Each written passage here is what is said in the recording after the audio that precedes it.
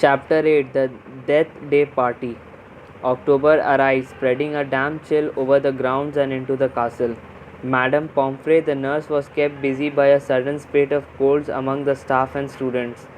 Her pepper root potion worked instantly, though it left the drinkers smoking at the ears for several hours afterward. Ginny Weasley, who had been looking pale, was bullied into taking some by Percy. The steam pouring from under her vivid hair gave the impression that her whole head was on fire. Raindrops the size of bullets thundered on the castle windows for days on end.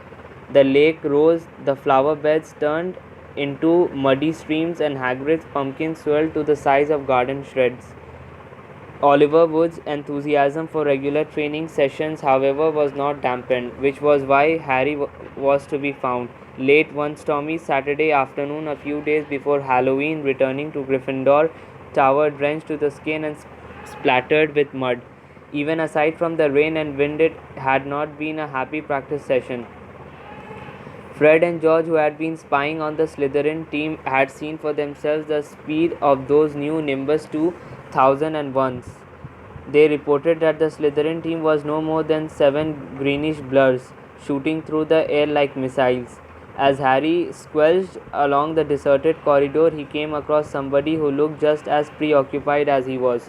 Nearly headless Nick, the ghost of Gryffindor Tower, was staring morosely out of a window, muttering under his breath, "Don't fulfill their requirements, half an inch if that." "Hello, Nick," said Harry. "Hello, hello," said nearly headless Nick, starting and looking around. He wore a dashing plumed hat on his long curly hair and a tunic with a ruff, which concealed the fact that his neck was almost completely severed. He was pale as smoke, and Harry could see right through him to the dark sky and torrential rain outside. "You look troubled, young Potter," said Nick, folding a transparent letter as he spoke and tucking it inside his doublet. "So do you," said Harry. A nearly headless Nick waved an elegant hand. "A matter of no importance. It's not as though I really wanted to join, though I did apply, but apparently I don't fulfill requirements." In spite of his airy tone, there was a look of great bitterness on his face. "But you would think, wouldn't you?" he erupted suddenly, pulling the letter back out of his pocket, "that getting hit 45 times in the neck with a blunt axe would qualify you to join the Headless Hunt." "Oh yes," said Harry, who was obviously supposed to agree. "I mean, nobody wishes more than I do that it had all been quick and clean and my head had come off properly. I mean, it would have saved me a great deal of pain and ridicule." However, nearly headless Nick shook his letter open and read furiously. "We can only accept huntsmen whose heads have parted company with their bodies. You will appreciate that it would be impossible otherwise for members to participate in hunt activities such as horseback, head juggling, and head polo. It is with the greatest regret, therefore, that I must inform you that you do not fulfill our requirements. With very best wishes, Sir Patrick Delaney Podmore." Fuming, nearly headless Nick stuffed the letter away, half an inch of skin and sinew holding my neck on. "Harry, most people would think that's good and beheaded, but oh no, it's not enough for Sir properly decapitated Podmore." Nearly headless Nick took several breaths and then said, in a far calmer tone, "So what's bothering you? Anything I can do?" "No," said Harry, "not unless you know where we can get 7 free Nimbus 2001s for our match against Slytherin." The rest of Harry's sentence was drowned out by a high-pitched mewling from somewhere near his ankles. He looked down and found himself gazing into a pair of lamp-like yellow eyes. It was Mrs. Norris, the skeleton grey cat who was used by the caretaker, Argus Filch, as a sort of deputy in his endless battle against students. "You did better get out of here, Harry," said Nick quickly. "Filch isn't in a good mood. He's got the flu and some third years accidentally plastered frog brains all over the ceiling in Dungeon 5. He's been cleaning all morning, and if he sees you dripping mud all over the place—" "Right," said Harry, backing away from the accusing stare of Mrs. Norris, but not quickly enough, drawn to the spot by the mysterious power that seemed to connect him with his foul cat. Argus Filch burst suddenly through a tapestry to Harry's right, wheezing and looking wildly about for the rule breaker. There was a thick tartan scarf bound around his head, and his nose was unusually purple. "Filth!" he shouted, his jowls a quiver, his eyes popping alarmingly as he pointed at the muddy puddle that had dripped from Harry's Quidditch robes. Mess and muck everywhere. I have enough of it. I tell you, follow me, Potter.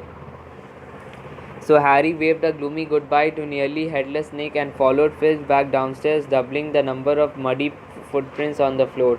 Harry had never been inside Filch's office before. It was a place most students avoided. The room was dingy and windowless, lit by a single oil lamp dangling from the low ceiling. A faint smell of fried fish lingered about the place.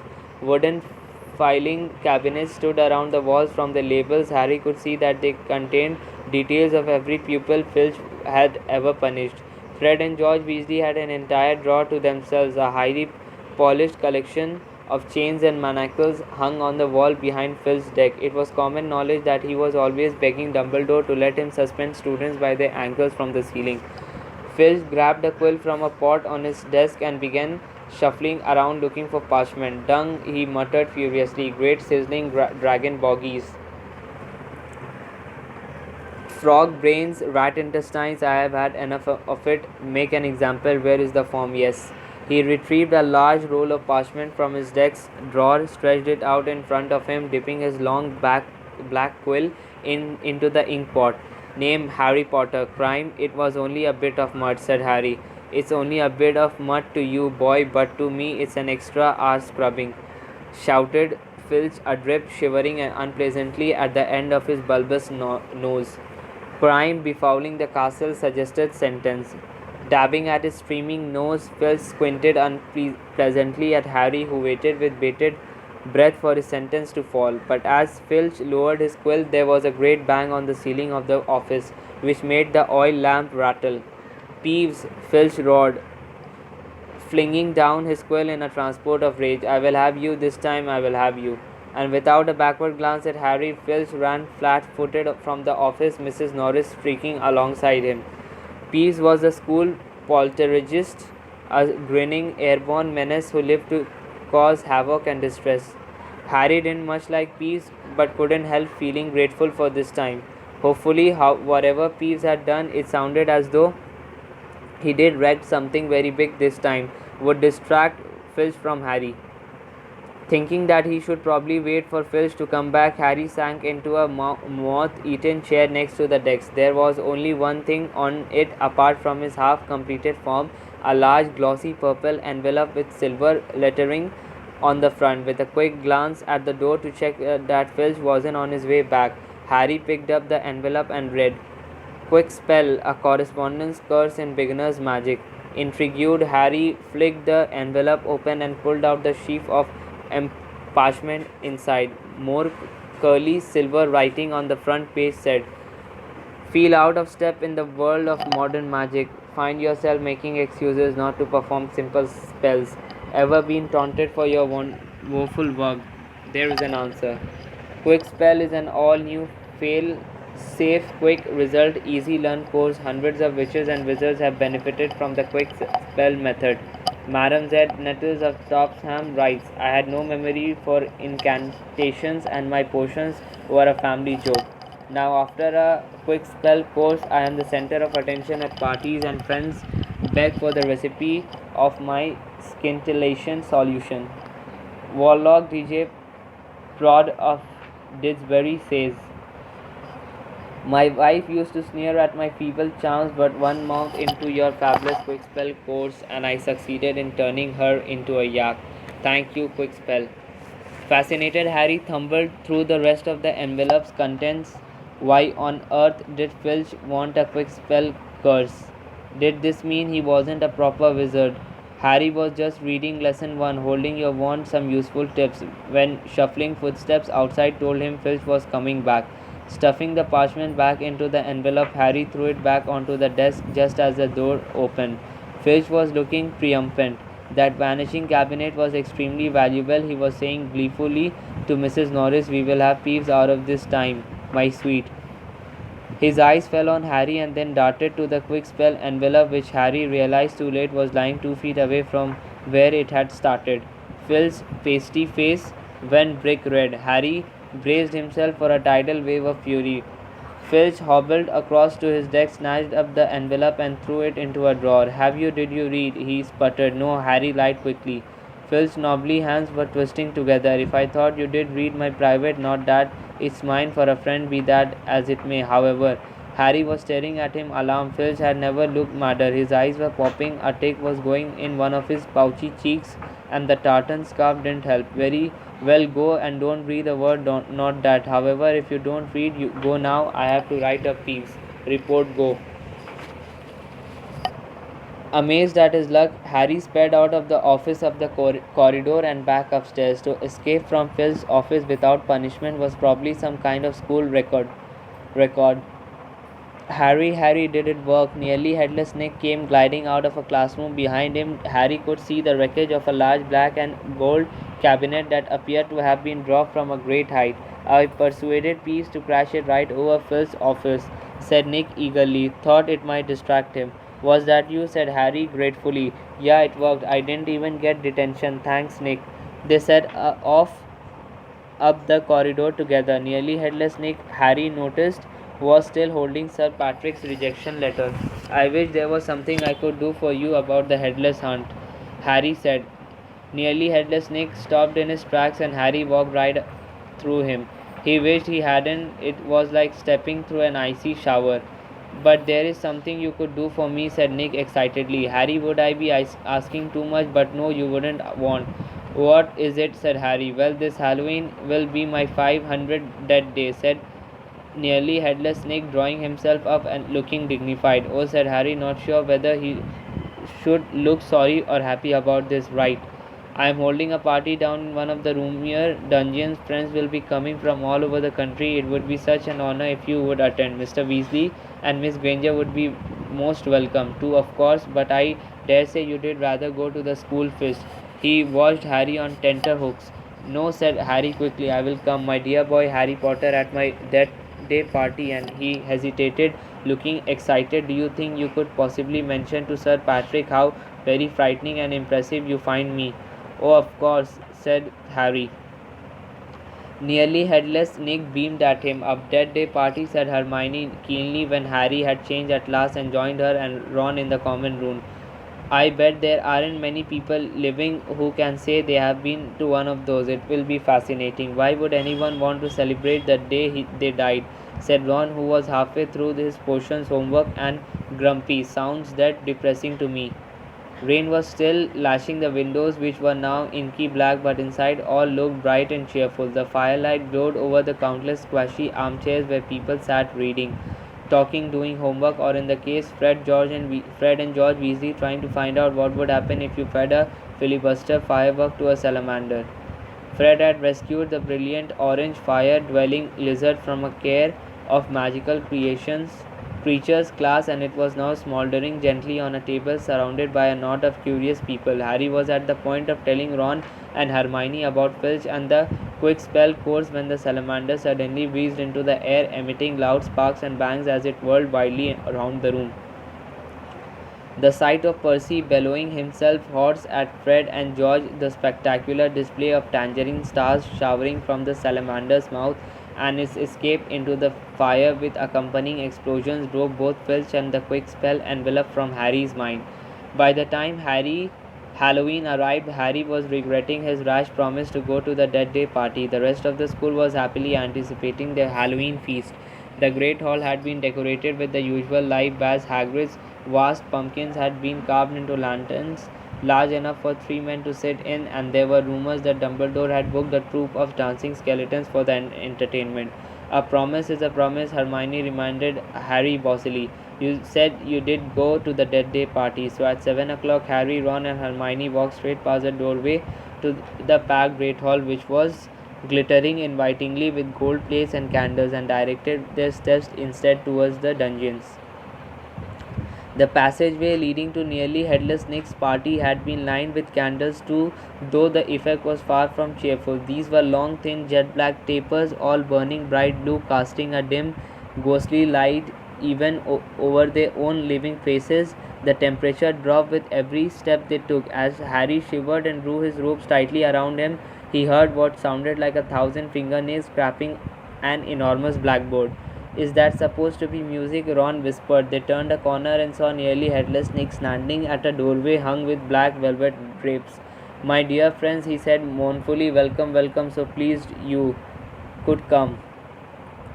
He swept off his plumed hat and bowed them inside. It was an incredible sight. The dungeon was full of hundreds of pearly white translucent people, most drifting around a crowded dance floor, waltzing to the dreadful, quavering sound of 30 musical saws played by an orchestra on a raised, black draped platform. A chandelier overhead blazed midnight blue with 1,000 more black candles. Their breath rose in a mist before them. It was like stepping into a freezer. Shall we have a look around? Harry suggested, wanting to warm up his feet. Careful not to walk through anyone, said Ron nervously, and they set off around the edge of the dance floor. They passed a group of gloomy nuns, a ragged man wearing chains, and the fat friar, a cheerful Hufflepuff ghost who was talking to a knight with an arrow sticking out of his forehead.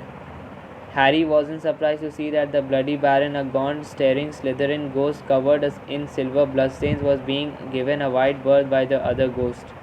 Oh no, said Hermione, stopping abruptly. Turn back, I don't want to talk to Moaning Myrtle. Who? Said Harry as they backtracked quickly. She haunts one of the toilets in the girls' bathroom on the first floor, said Hermione. She haunts a toilet.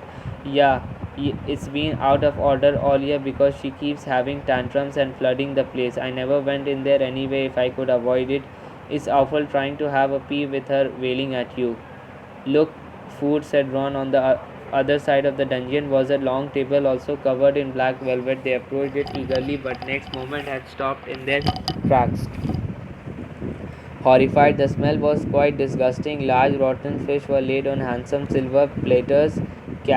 Cakes, burnt charcoal, black, were heaped on salvers. There was a great maggoty haggis, a slab of cheese covered in fury green mold, and in pride of place an enormous grey cake in the shape of a tombstone with tar-like icing forming the words Sir Nicholas de Mimsy Porpington died 31st October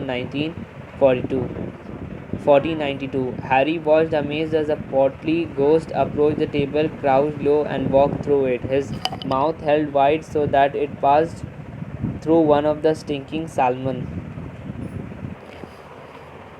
Can you taste it if you walk through it? Harry asked him. Almost, said the ghost sadly, and he drifted away.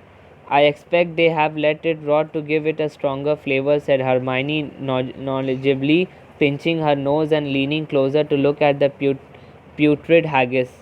Can we move? I feel sick, said Ron.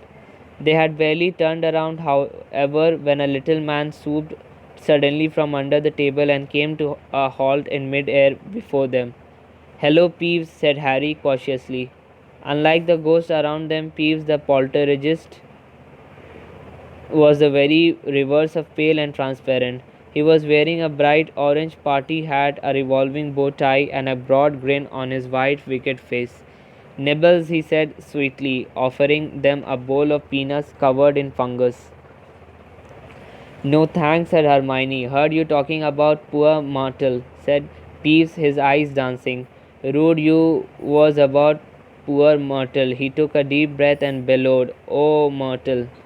Oh no, Peeves, don't tell her what I said. She will be really upset, Hermione whispered frantically. I didn't mean it. I don't mind her. Hello, Myrtle. The squat ghost of a girl had glided over. She had the glummest face Harry had ever seen, half hidden behind lank hair and thick pearly spectacles. What? She said sulkily. How are you, Myrtle? Said Hermione in a falsely bright voice. It's nice to see you out of the toilet. Myrtle sniffed. Miss Granger was just talking about you, said Peeves slyly in Myrtle's ear. Just saying, how nice you look tonight, said Hermione, glaring at Peeves. Myrtle eyed Hermione suspiciously. You are making fun of me, she said, silver tears welling rapidly in her small, see-through eyes. No, honestly, then I just say how nice Myrtle's looking, said Hermione, nudging Harry and Ron painfully in the ribs. Oh yeah, she did. Don't lie to me, Myrtle gasped, tears now flooding down her face while Peeves chuckled happily over her shoulder. Do you think I don't know what people call me behind my back? Fat Myrtle, ugly Myrtle, miserable, moaning, mopping Myrtle. You have forgotten, pimply Peeves hissed in her ear. Moaning Myrtle burst into anguished sobs and fled from the dungeon. Peeves shot after her, pelting her with moldy peanuts, yelling, "Pimply, Pimply!" "Oh dear," said Hermione sadly. Nearly Headless Nick now drifted towards them through the crowd. "Enjoying yourselves?" "Oh yes," they lied. "Not a bad turnout," said Nearly Headless Nick proudly. "The Wailing Widow came all the way up from Kent. It's nearly time for my speech. I did better go and warn the orchestra." The orchestra, however, stopped playing at that very moment. They and everyone else in the dungeon fell silent, looking around in excitement as a hunting horn sounded. "Oh, here we go," said Nearly Headless Nick bitterly. Through in the dungeon wall burst a dozen of ghost horses, each ridden by a headless horseman. The assembly clapped wildly. Harry started to clap too, but stopped quickly at the sight of Nick's face. The horses galloped into the middle of the dance floor and halted, rearing and plunging. At the front of the pack was a large ghost who held his bearded head under his arm, from which position he was blowing the horn. The ghost leapt down, lifted his head high into the air so he could see over the crowd. Everyone laughed and strode over to Nearly Headless Nick, squashing his head back onto his neck. "Nick," he roared, "how are you? Head still hanging in there?" He gave a hearty guffaw and clapped Nearly Headless Nick on the shoulder. "Welcome, Patrick," said Nick stiffly. "Live on," said Sir Patrick, spotting Harry, Ron, and Hermione and giving a huge fake jump of astonishment so that his head fell off again. The crowd howled with laughter. "Very amusing," said Nearly Headless Nick darkly. "Don't mind Nick," shouted Sir Patrick's head from the floor. "Still upset we won't let him join the hunt, but I mean to say, look at the fellow." "I think," said Harry hurriedly, at a meaningful look from Nick. "Nick's very frightening, and yeah, yelled Sir Patrick's head. "Bet he asked you to say that." "If I could have everyone's attention, it's time for my speech," said Nearly Headless Nick loudly, striding towards the podium and climbing into an icy blue spotlight. "My late lamented lords, ladies, and gentlemen, it is my great sorrow, but nobody heard much more. Sir Patrick and the rest of the Headless Hunt had just started a game of head hockey, and the crowd was turning to watch. Nearly Headless Nick tried vainly to recapture his audience, but gave up as Sir Patrick's head went sailing past him to loud cheers. Harry was very cold by now, not to mention hungry. "I can't stand much more of this," Ron muttered, his teeth chattering as the orchestra ground back and into action and the ghost swept back onto the dance floor. "Let's go," Harry agreed. They backed towards the door, nodding and beaming at anyone who looked at them, and a minute later were hurrying back the passageway full of black candles. "Pudding might not be finished yet," said Ron hopefully, leading the way towards the steps into the entrance hall. And then Harry heard it. "Rip, tear, kill." It was the same voice, the same cold, murderous voice he had heard in Lockhart's office. He stumbled to a halt, clutching at the stone wall, listening with all his might, looking around, squinting up and down the dimly lit passageway. "Harry, what are you?" "Is that voice again? Shut up a minute. So hungry for so long." "Listen," said Harry urgently, and Ron and Hermione froze, watching him. "Kill, time to kill." The voice was growing fainter. Harry was sure it was moving away, moving upward. A mix of fear and excitement gripped him as he stared at the dark ceiling. How could it be moving upward? Was it a phantom to whom stone ceilings didn't matter?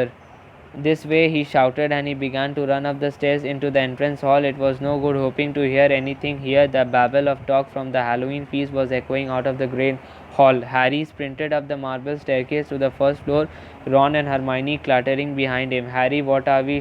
Harry strained his ears distantly from the floor above, growing fainter still. He heard the voice. "I smell blood, I smell blood." His stomach lurched. "Is going to kill someone," he shouted, and ignoring Ron's and Hermione's bewildered faces, he ran up the next flight of steps, three at a time, trying to listen over his own pounding footsteps. Harry hurtled around the whole of the second floor, Ron and Hermione panting behind him, not stopping until they turned a corner into the last deserted passage. "Harry, what was that all about?" said Ron, wiping sweat off his face. "I couldn't hear anything," but Hermione gave a sudden gasp, pointing down the corridor. "Look, something was shining on the wall ahead." They approached slowly, squinting through the darkness. Foot-high birds that been daubed on the wall between two windows, shimmering in the light cast by the flaming torches. "The Chamber of Secrets has been opened. Enemies of the Hare, be aware." "What's that thing hanging underneath?" said Ron, a slight quiver in his voice. As they edged nearer, Harry almost slipped. There was a large puddle of water on the floor. Ron and Hermione grabbed him and they inched towards the message, eyes fixed on a dark shadow beneath it. All three of them realized that what it was at once and leapt backward with a splash. Mrs. Norris, the caretaker's cat, was hanging by her tail from the torch bracket. She was stiff as a board, her eyes wide and staring. For a few seconds they didn't move. Then Ron said, "Let's get out of here." "Shouldn't we try and help?" Harry began awkwardly. "Trust me," said Ron, "we don't want to be found here." But it was too late. A rumble as though of distant thunder told them that the feast had just ended. From either end of the corridor where they stood came the sound of hundreds of feet climbing the stairs and the loud, happy talk of well-fed people. Next moment, students were crashing into the passageway from both ends. The chatter, the bustle, the noise died suddenly as the people in front of spotted the hanging cat. Harry, Ron, and Hermione stood alone in the middle of the corridor as silence fell among the mass of the students pressing forward to see the grisly sight. Then someone shouted through the quiet, "Enemies of the hair, be aware, you will be next, mudbloods." It was Draco Malfoy. He had pushed to the front of the crowd, his cold eyes alive, his usually bloodless face flushed as he grinned at the sight of the hanging, immobile cat.